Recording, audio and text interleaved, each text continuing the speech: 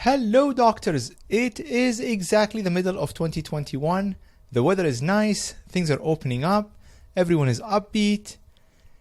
Summer is a really good time of the year to take some time and reflect about your personal goals, your business goals, and your progress.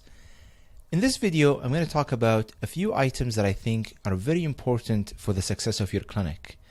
Well, before I start, you might be asking, why is it necessary to do a mid-year review? Well, look, I get it. Everyone is busy. We had a tough year and a half. There are competing priorities, and the list goes on. Well, if your business is important and achieving your goals is important, then you need to spend the time to evaluate your progress. The effort that you put in here will significantly improve the chances of you achieving your goals at the end of the year. So, purpose of a mid-year review? Well, I mean, here's just a short list of what are the things, why, we do a mid-year review, right? I mean, successful businesses, clinics, they need to look ahead and look at the past. Look ahead of what are the important things that you need to do. Look at the past to evaluate performance. You need to see if are you on track on reaching your goal. Do you even have a goal? Maybe this is a good time to set up a goal. Evaluate what's working and what's not working.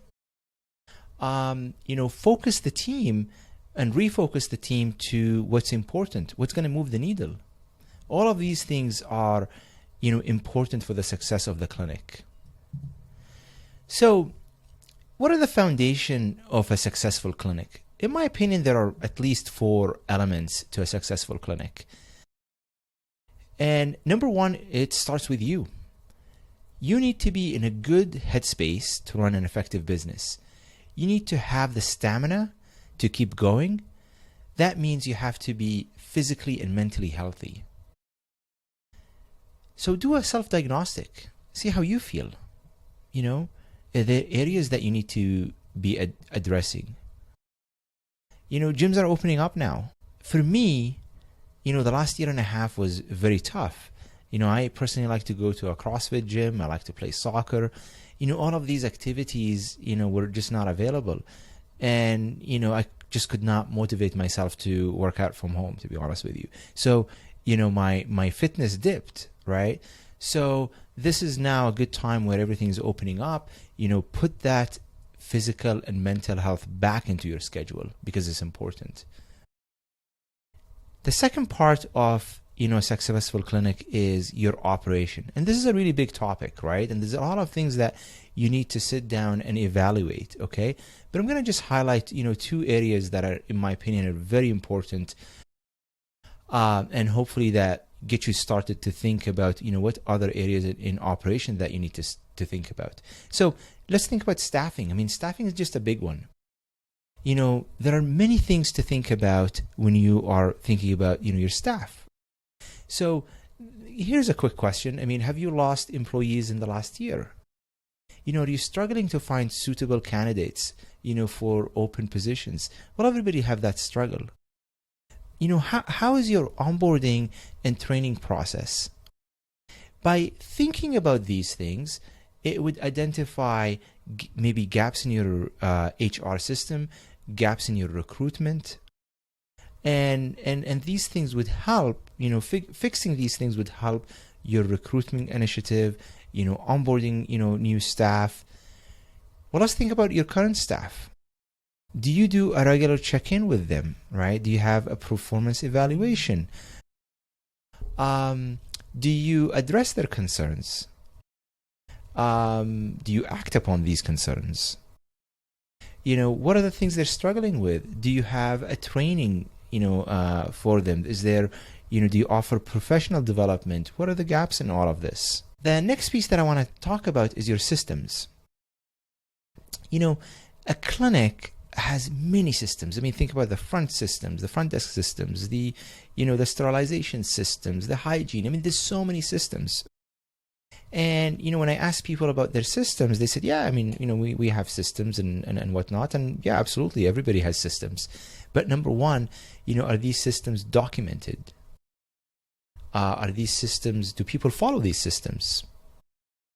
Do you have a system in place to check these systems? You know, this is very important. In order to run an efficient, successful business, you need to have, you know, systems. These systems need to be efficient, effective, and you need to make sure that people are following these systems. I want you to think about your marketing. Marketing is very important. Do you have a marketing plan? Is it working? Well, I mean, here's a simple exercise. You know, maybe open a Google Sheet or an Excel, you know, and plot your new patient flow for the last 6 months. Is that new patient flow increasing? I mean, steady, decreasing? Does it correlate with how much money you spend in your marketing? I mean, take this even a step further, right? A lot of dentists, they focus on new patients, but they're not really looking at, you know, their active patients. So is your active patient increasing in correlation with, you know, your new patient? All of these things are very important for your marketing. If you're working with a marketing company, maybe reach out to them, you know, set up a meeting, say, hey, you know what, we need to do a 6-month, you know, or a mid-year review to see how our progress. Ask for data, ask for metrics. Accounting and finance. This is a really also important one. You know, a lot of dentists, they do a really good job in dentistry, provide a fantastic, you know, medical service. But what about the accounting and finance? What about, you know, money that, you know, make sure that everything is paid and, you know, at the end of the day, it's a business. How's your AR, right? Is your AR going up, going down? Do you have a collection problems? Do you have, you know, a system in place to make sure that the collections that are coming into the practice, they're actually making it to the bank account? Do you have, you know, KPIs or a dashboard that you're looking at to, you know, look at the performance, you know, and profitability of the clinic? These are really important items to make sure that you need to look at them. Look at the progress for the last 6 months. Where do you want to be in the next 6 months? You know, when you look at all of this and address them, what are the critical areas that you need to address? You need to align the team. You need to focus to make sure that the next 6 months you're able to achieve these goals. Now, I want to spend the last portion of this presentation in giving you a simple example of how to look at your clinic performance and financial performance. At the end of the day, I'm an accountant. So in this example, let me just set up this. In this example, what I did, I took a P&L for the last 6 months, okay, to just evaluate the performance of the last 6 months of this hypothetical clinic. Now, number one, you need your P&L to be by month, okay, because you're going to be able to evaluate month over month how the performance of your clinic is happening. Number two, the P&L need to be organized in a way that, you know, you have your income, it's broken between dentistry and hygiene, you have your direct cost, and then you have your overhead. So, you know, if you're working with an accountant or a bookkeeper, maybe just you're not getting something like similar, the layout needs to be organized in a way that you can easily evaluate. Okay. So what do I need you to look at is look at, you know, month over month, how is it the progress of the clinic? Now, a lot of people understand their production. Everybody will know their production, but people struggle with their profitability, okay? So number one, are you profitable? Is the clinic even profitable? Is the profitability consistent month over month? So in this example, you know, the clinic is able to generate, let's say, $50,000, the next month $50,000, and then the next few months it really dipped. What's going on? So when you look at a trend, you can evaluate what's happening in the clinic. Okay.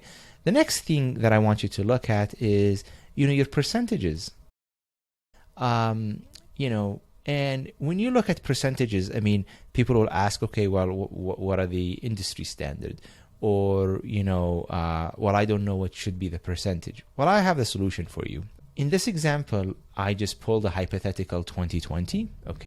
So what I need you to do is just look at your clinic's performance, this 6 months compared to last year. Okay. So you understand, personally for this clinic, how are you doing in these 6 months compared to last year? So if we look at last year, in this example, the profitability of this clinic was 25%. Is that good? Is that bad? Well, it really depends. I mean, 25% for a lot of dental clinics is really good. But the point that I'm trying to make here is why the first 6 months of 2021 profitability dipped. And that's a more important question. What are the factors that made the profitability dip for in 2021? Take a look. What is going on? Wages was 22% compared to 27%. Now you got to ask yourself, okay, was that factoring some subsidies from the government that we received, and that was was the reason the wages were pushed to 22%, and now versus 27%? Do we have a lot of gaps in the schedule in 2021? Are we just overstaffed? Do we have a lot of new staff? What is going on to, why did this percentage go up? Look at every category. And from every category, you need to just not look at it. You need to drill down, figure out what is driving that change for the clinic. And if that change is positive or change is good, well, you're doing a good job. Keep it up. If it's not, then you need to investigate and figure out why. What are the changes for this? So just wanted to show you something really simple that you can ask your accountant, your bookkeeper, to show you your progress for 2021 and compare that with last year. I'm sure you're going to come up with a lot of other ideas or a lot of other things that you need to look at, but I wanted to give you something that it's very easy to take. Well, I hope you enjoyed this video, and thank you very much for your time, and we'll talk soon.